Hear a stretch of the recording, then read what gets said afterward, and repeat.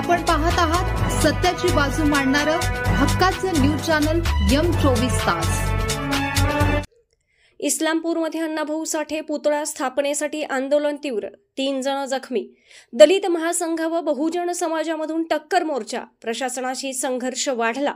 इस्लामपूर पोलिसांचा मोठा बंदोबस्त, प्रशासनावर आंदोलनकर्त्यांचा दबाव वाढला। इस्लामपूर येथे लोकशाहीर अण्णाभाऊ साठे यांच्या पूर्णाकृती पुतळा उभारण्यासंबंधी 1 ऑगस्टपासून या मागणीसाठी आंदोलन अधिक तीव्र झाले असून आज दलित महासंघ आणि बहुजन समाज यांच्या सहभागाने पंचायत समिती ते तहसील कार्यालयापर्यंत टक्कर मोर्चा काढण्यात आला होता। या मोर्चामध्ये हजारो युवक, महिला आणि कार्यकर्ते उपस्थित होते। मोर्चा तहसील कार्यालयासमोर येताच रामभाऊ देवकुळे, भाऊसाहेब बडेकर आणि आणखी एक कार्यकर्ता यांनी प्रशासनाच्या निषेधार्थ डांबरी रस्त्यावर आपले डोके आपटले।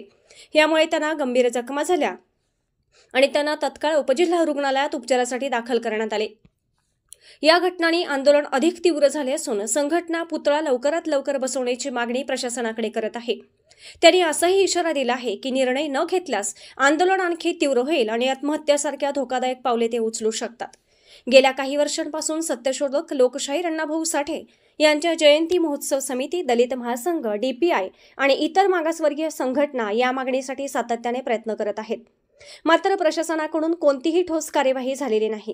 त्यामुळे 1 ऑगस्ट 2025 रोजी अण्णाभाऊंच्या जयंतीनिमित्त तहसील कार्यालयाच्या पुढे पुतळा बसवण्यात आला असून समितीने आहे त्या जागी पुतळा बसवण्याच्या कामाला सुरुवात होत नाही तोपर्यंत पुतळा न हलवण्याचा निर्धार व्यक्त केला आहे। यामुळे येथील प्रशासन आणि समाजामध्ये तणाव निर्माण झाला असून इस्लामपूर पोलिसांनी मोठा बंदोबस्त ठेवला आहे। समाजाच्या वतीने मुंडन आंदोलनही करण्यात आले असून सामाजिक संघटनांनी प्रशासनाला लवकरात लवकर निर्णय घेण्याचा इशारा दिला आहे।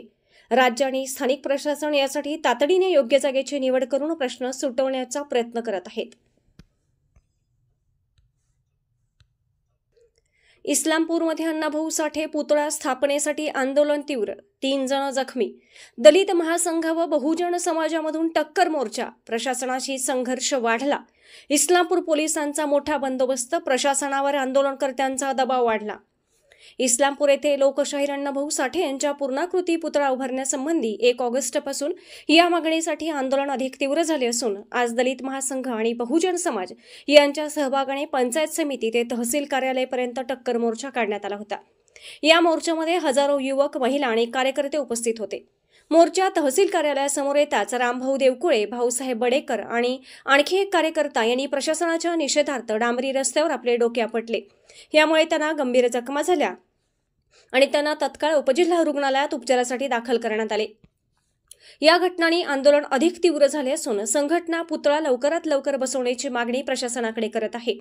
त्यांनी असाही इशारा दिला आहे की निर्णय न घेतल्यास आंदोलन आणखी तीव्र होईल आणि आत्महत्यासारख्या धोकादायक पावले ते उचलू शकतात।